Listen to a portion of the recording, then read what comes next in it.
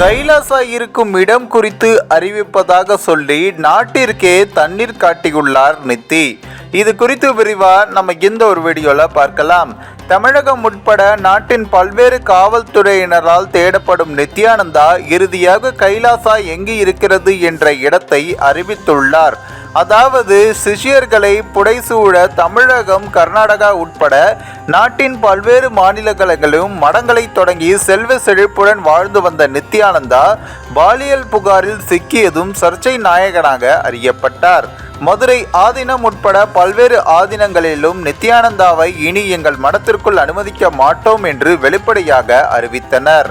மேலும் மடத்திற்கு சொந்தமான சொத்துக்களை அபகரிப்பது, பாலியல் புகாரில் சிக்குவது என அடுக்கடுக்கான புகார்களை எழுந்ததை தொடர்ந்து நித்யானந்தாவை தமிழகம், கர்நாடகா உட்பட நாட்டின் பல்வேறு மாநில காவல்துறையினரிடம் தேடவும் தொடங்கினர்.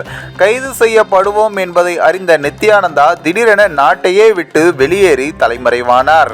நித்யானந்தாவின் புகழ் முடிந்தும் இனி அவர் வெளியில் வர முடியாது, அவர் எங்கு இருந்தாலும் கைது செய்யப்படுவார் என்றெல்லாம் பேசப்பட்ட நிலையில் தாம் தனியாக நாடு ஒன்றை உருவாக்கி உள்ளதாகவும் அதற்கு கைலாசா என்று பெயர் வைத்துள்ளதாகவும் அறிவித்து பரபரப்பை கிளப்பினார்.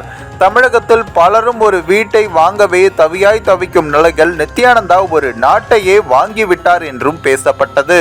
அவ்வப்போது இணையத்தில் வீடியோ மூலமாக காட்சி கொடுத்த நித்யானந்தா அதன் வாயிலாக பல்வேறு அப்டேட்டுகளையும் வழங்கி வந்தார்.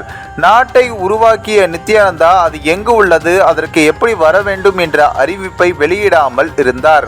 இந்நிலையில்தான் குரு பூர்ணிமா தினத்தில் கைலாசா எங்கு உள்ளது என்பது அறிவிக்கப்படும். எங்கள் நாட்டில் கோடீஸ்வரர் முதல் சாமானியன் வரை அனைவரும் சமமாக நடத்தப்படுவார்கள். அது மட்டுமல்லாமல் மேலும் எங்கள் நாட்டில் கல்வி, உணவு, மருத்துவம் என அனைத்தும் இலவசமாக வழங்கப்படுவதால் யாருக்கு பணம் தேவையில்லை என்று அறிவித்தார்.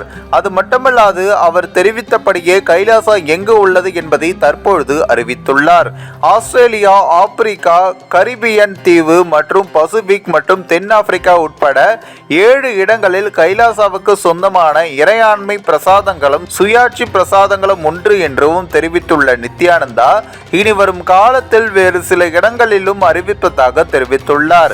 இவற்றை தொடர்பு கொள்ளும் நபர்களுக்கு நேர்முக தேர்வு மூலம் ஆள் சேர்க்கப்பட்டு உலகின் பல்வேறு பகுதிகளில் உள்ள கைலாசா கேம்பஸ்களுக்கு அனுப்பப்படுவார்கள். சன்னியாசிகளுக்கான கேம்பஸ் ராமகிருஷ்ணா மடத்தை போன்றும், குடும்ப உறுப்பினர்களுக்கான கேம்பஸ் புதுவை ஆரோவில்லை போன்றும் இருக்கும் என்றும் தெரிவித்துள்ளார். இந்த ஒரு வீடியோ குறித்து உங்களுடைய கருத்து குறித்தும் மறக்காம கமெண்ட்ஸ்ல சொல்லுங்க. நம்ம ஏஷியா நெட் நியூஸ் தமிழையும் தொடர்ந்து ஃபாலோ பண்ணுங்க.